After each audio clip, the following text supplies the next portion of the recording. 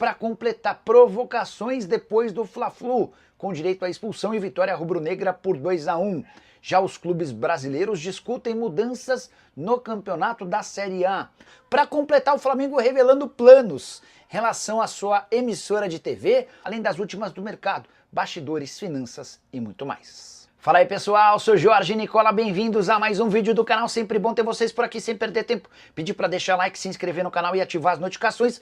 Quero contar também que Flamengo e Palmeiras decidem nessa quinta-feira vaga na final da Libertadores da América Sub-20. As semifinais têm Flamengo e Danúbio do Uruguai, Palmeiras e Belgrano da Argentina.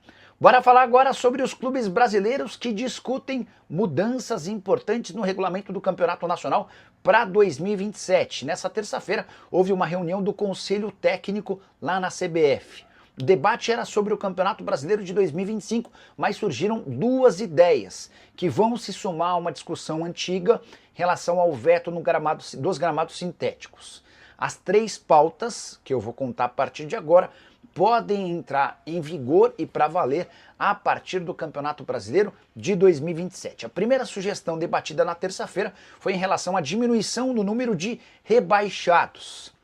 A ideia, defendida por alguns clubes grandes como o Santos, é de diminuir de 4 para 3 equipes o número de rebaixados ou de descensos de uma temporada para outra. O Campeonato Brasileiro tem 20 times, 4 caem. A avaliação de vários clubes grandes é de que é meio que maluco que 20% da competição seja rebaixada. Outro tema de debate, redução no limite de estrangeiros. Hoje são permitidos 9 atletas gringos por partida. Os clubes defendem que esse número caia para 6. Até o técnico Dorival Júnior da seleção brasileira já se mostrou preocupado com essa invasão de estrangeiros. A preocupação é de que a chegada de muitos gringos impeça a utilização de atletas da base. Nesse momento são 130 jogadores estrangeiros ligados a clubes da Série A.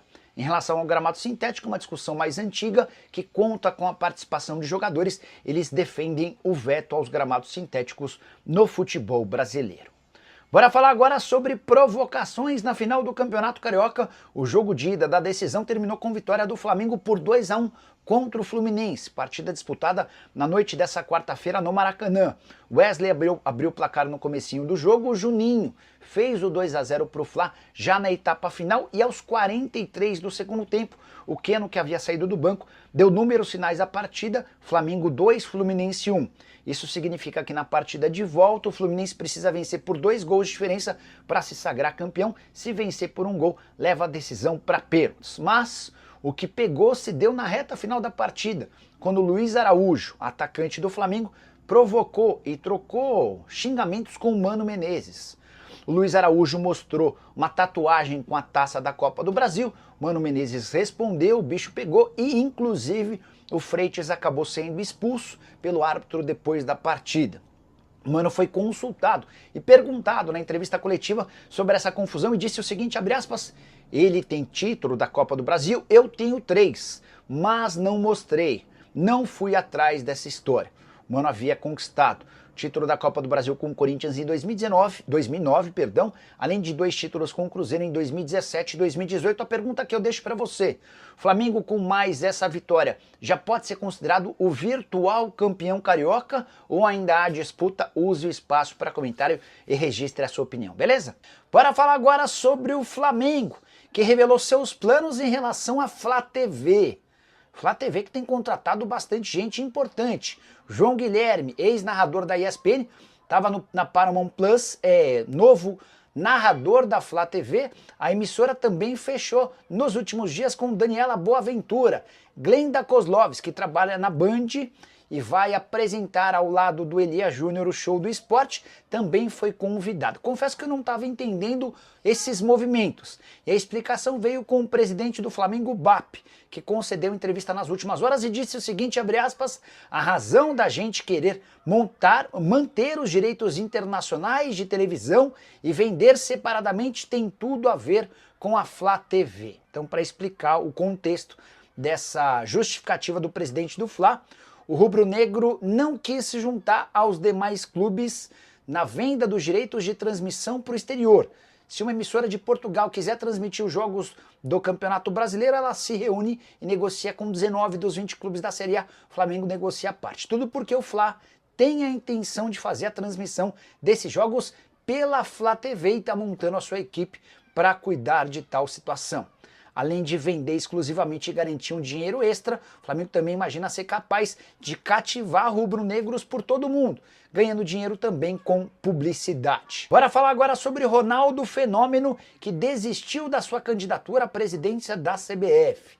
Ele admitiu hoje que é impossível vencer a engenharia montada pela CBF em parceria com as federações. Dá uma olhada no que disse o Ronaldo, abre aspas: no meu primeiro contato com as 27 federações, encontrei 27 portas fechadas.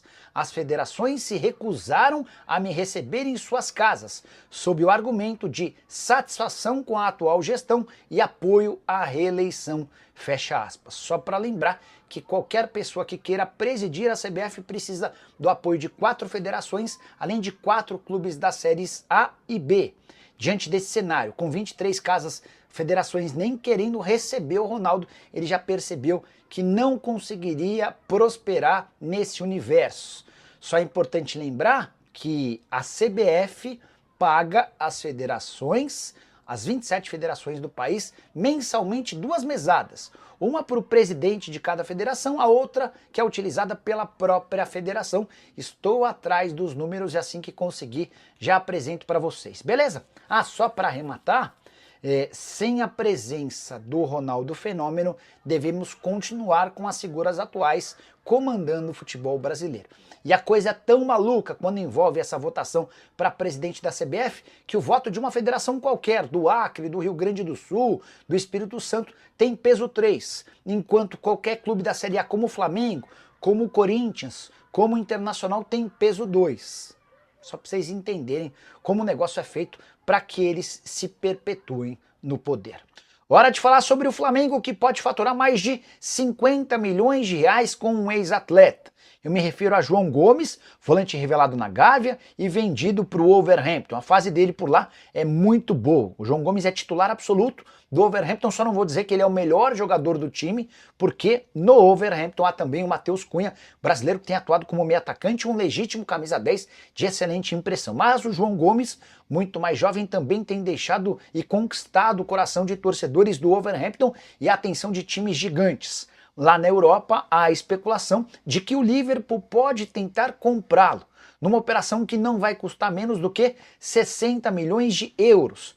A gente está falando de mais ou menos 381 milhões de reais. E aí vale a lembrança de que o Flamengo manteve 10% do valor de uma venda futura e tem direito a outros 4% pelo mecanismo de solidariedade. Ou seja, 381 milhões, 14%, e sobrariam para o Fla 53 milhões de reais. Só para completar, o rubro-negro recebeu ao longo da terça-feira representantes da Libra e da LFU. Os dois grupos que eram antagônicos, distintos e divergentes resolveram se unir de olho na organização do Campeonato Brasileiro a partir de 2027, tirando a CBF do poder. E o Flamengo foi consultado e recebeu todos os detalhes desse projeto para saber se o Fla topa ou não abraçar a ideia.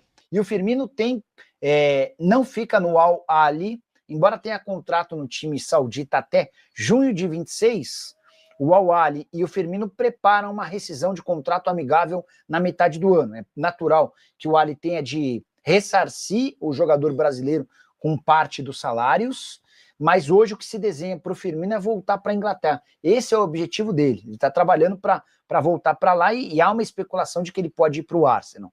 Por falar em especulação, durante o final de semana teve bastante site que cobre o Flamengo falando que o Firmino interessaria ao rubro-negro.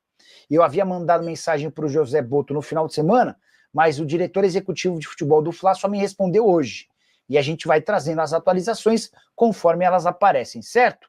Estou resgatando aqui a conversa com o José Boto. Perguntei, Boto... Peraí. Aqui, ó.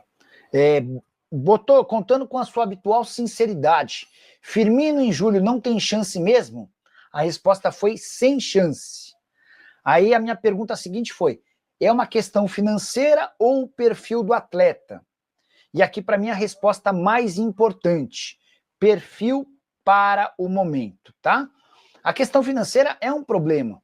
Firmino ganha 10 milhões de reais por mês no Al-Ahly. E ele sabe que para voltar para o Brasil ele vai precisar se adequar a uma realidade financeira bem diferente.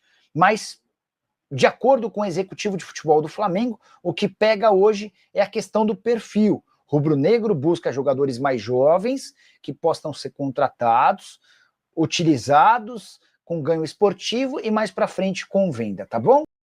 Rapaziada boa, ficamos aqui com o nosso estilo de notícias do maior clube do Brasil. Claro que a gente tá falando de quem? Nós tá falando realmente do maior clube do Brasil, o Flamengo. Se você gostou do conteúdo, chega aqui deixando seu like, se inscreva no canal, ativa também o sininho de notificação, porque sabemos que é super importante a sua participação. E aí a gente vai ficando por aqui, né? Um grande abraço no seu coração, sempre mais até o próximo vídeo. Vamos que vamos pra cima.